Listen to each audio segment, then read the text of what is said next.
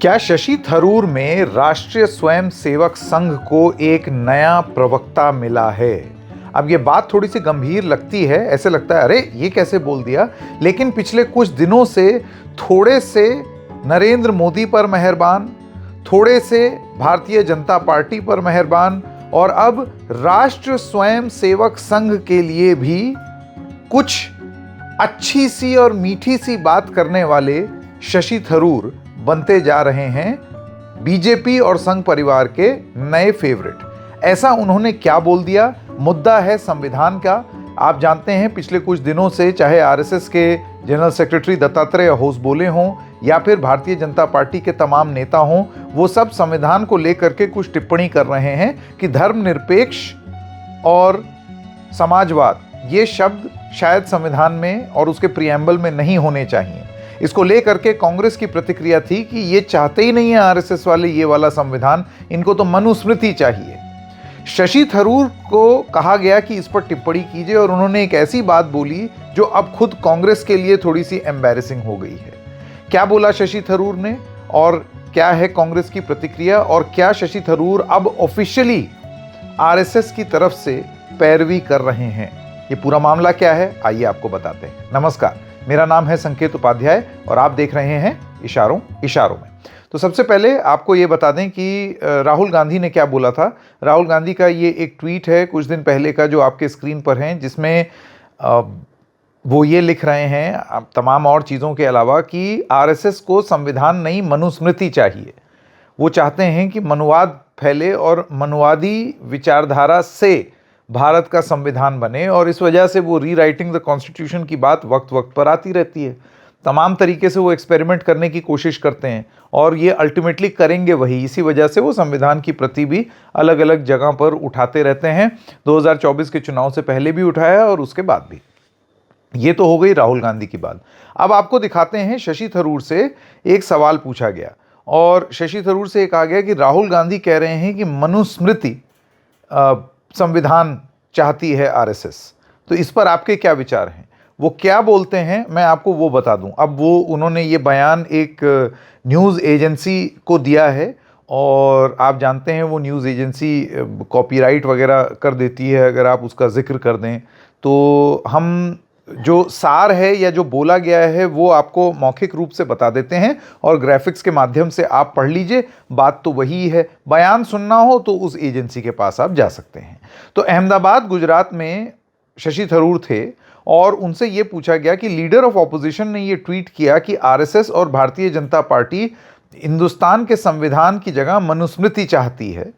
तो कांग्रेस के ही सांसद शशि थरूर उन्होंने ये बोला, हिस्टोरिकली ऐतिहासिक रूप से ही is referring to the fact, Rahul Gandhi इस तरफ इशारा कर रहे हैं, that was a criticism expressed at the time of the adoption of the constitution. वो इशारा कर रहे हैं एक आलोचना जो जब संविधान अडॉप्ट की गई थी या जब संविधान अपनाई गई थी उस समय जो आलोचना हो रही थी वो उसके बारे में बोल रहे हैं।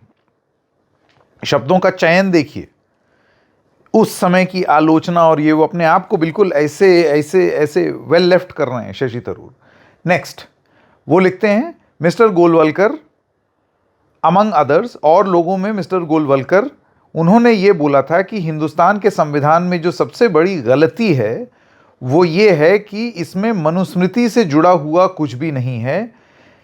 और यहां से आती है उनकी आरएसएस की पैरवी। वो कहते हैं लेकिन मुझे ऐसे लगता है कि राष्ट्र स्वयंसेवक संघ खुद अब उन दिनों से आगे बढ़ चुका है। तो अगर आप इतिहास में जा करके इस वक्तव्य की असलियत पर मुझसे सवाल पूछ रहे हैं तो ऐतिहासिक रूप से देखा जाए, इतिहास में देखा जाए तो ये स्टेटमेंट सही है, मनुस्मृति चाहते थे।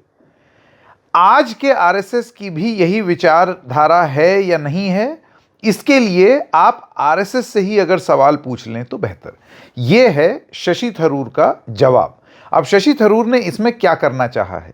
सबसे पहली बात, उन्होंने पहले के आरएसएस के मनुस्मृति प्रेम और आज उसका ना होना, इस चीज़ को लेकर के एक डिफरेंस क्रिएट किया है।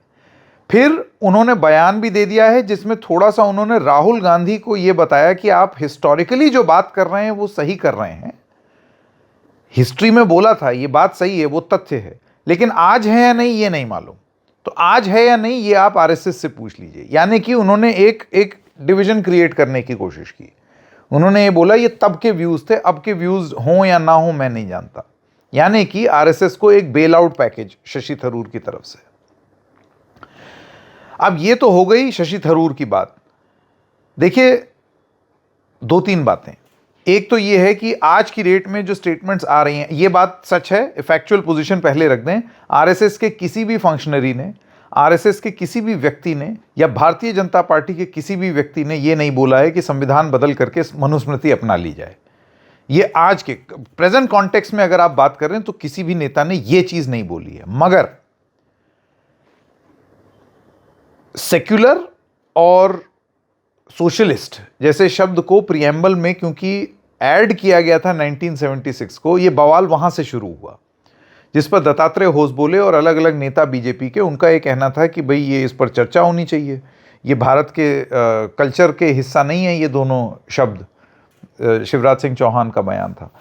तो मनुस्मृति का जिक्र उन्होंने किया नहीं, लेकिन वो सोशलिस्ट और सेक्युलर जैसे शब्दों का प्रियम्बल में होना 50 साल बाद अभी भी वो चर्चा जिंदा रखना चाहते हैं।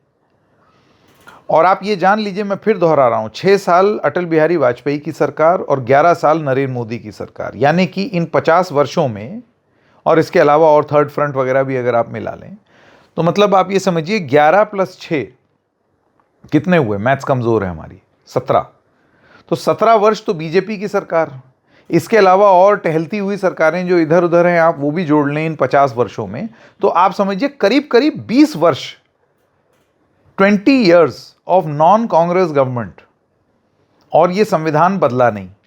बहुत सारे एक्सपर्ट्स का ये कहना है कि ठीक है वो सोशलिस्ट और सेक्युलर प्रियम्बल में बाद में जुड़ा है, लेकिन कैरेक्टरिस्टिक्स अगर आप हिंदुस्तान के देखें तो वो सोशलिस्ट और सेक्युलर थे, तो जुड़ गया, नहीं बोला गया था या नहीं जोड़ा गया था, उससे और जुड़ जाने के बाद हिंदुस्तान के कैरेक्टर में फर्क नहीं पड़ा है। हाँ, अब हटा देंगे तो फर्क पड़ेगा, ऐसा बहुत सारे कमेंटेटर्स, कल भी हम आपको एक कार्यक्रम लेकर के आए जिसमें उन्होंने इस बात का जिक्र किया। खैर, तो शशि थरूर ने ये जो पोजीशन ली है ये बहुत इंटरेस्टिंग है, और वो इसलिए इंटरेस्टिंग है क्योंकि आप जानते हैं अभी हाल फिलहाल बिल्कुल एकदम जैसे बिहार में कहा जाता है, शशि थरूर बीजेपी के नए दुलरुआ हैं। अभी कुछ दिन पहले की एक आपको बात बताते हैं ट्वीट के माध्यम से। पार्टी प्रेसिडेंट मल्लिकार्जुन खड़गे का ये कहना था, जिसमें वो ये जिक्र कर रहे थे कि सब लोग आज़ाद हैं अपनी अपनी बात रखने के लिए, लेकिन पार्टी लाइन फॉलो करनी चाहिए और आपको देखना चाहिए कि देश हित में क्या है। मैं आपको एग्जैक्ट उनका कोटेशन अभी थोड़ी देर में बता देता हूँ। आपको याद होगा कि शशि थरूर ने इसका जवाब किस तरीके से दिया। उन्होंने चिड़िया का एक ट्वीट करके और बताना चाहा कि किस तरीके से वो एक आज़ाद पंछी हैं, इस तरीके की वो बात कर रहे थे। तो समझना ज़रूरी ये है कि अभी हाल फिलहाल हुआ क्या कि चिड़िया विड़िया दिखानी शुरू की शशि थरूर ने। मल्लिकार्जुन खड़गे ने एक बात की और उन्होंने बोला कि कुछ लोगों के लिए देश प्रथम होता है, लेकिन कुछ ऐसे भी लोग होते हैं जिनके लिए मोदी प्रथम होता है। इशारों इशारों में बात हो रही थी बिल्कुल इस कार्यक्रम की तरह, और इशारा था शशि थरूर की ओर। शशि थरूर ने उस पर एक ट्वीट कर दिया, जैसे कि हम आपको बता रहे हैं, एक चिड़िया का एक फोटो लगा करके, और वो कहते हैं don't ask permission to fly, उड़ने के लिए इजाजत मत लो, पंख तुम्हारे हैं और आसमान किसी का नहीं। ये जिक्र था, ये उन्होंने बात कर दी। अच्छा, अब यहां पर कांग्रेस रुकी नहीं, क्योंकि ये बहुत क्लियरली कांग्रेस और शशि थरूर के रिश्ते खटास वाले तो हो गए हैं। मणिकम टैगोर की तरफ से एक ट्वीट आया जिसमें उन्होंने बोला कि आप इजाजत मत लीजिए उड़ने के लिए, चिड़िया को किसी की इजाजत की जरूरत नहीं है उठने के लिए या उड़ने के लिए, लेकिन आज भी एक आजाद पक्षी को आसमान देखे रहना पड़ता है।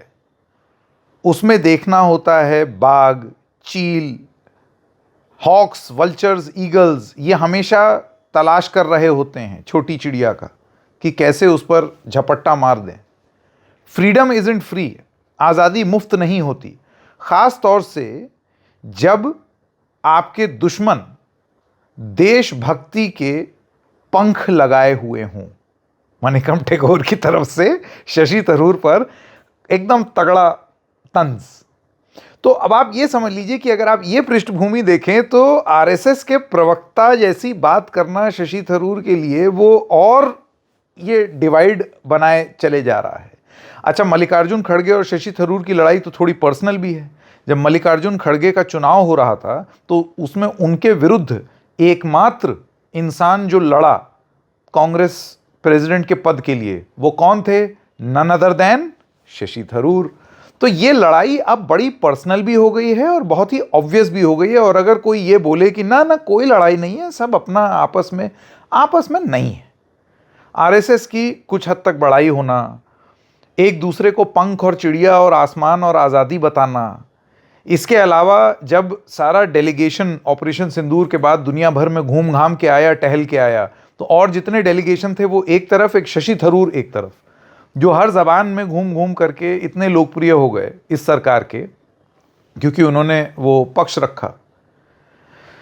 तो मोटी मोटी बात यह है कि अब जो शशि थरूर लाइन ले रहे हैं ये कहां तक जाकर के रुकेगी, और क्या 2029 में हम एक ऐसी स्थिति देख सकते हैं कि ये unofficial nature of praise official nature of praise हो जाएगा और ये चिड़िया उड़ जाएगी पंख लगा करके और जा करके सीधा कमल पर बैठेगी। हम देखेंगे। इशारों इशारों में बस इतना ही, फिर मिलेंगे किसी और मुद्दे के साथ। तब तक के लिए नमस्कार।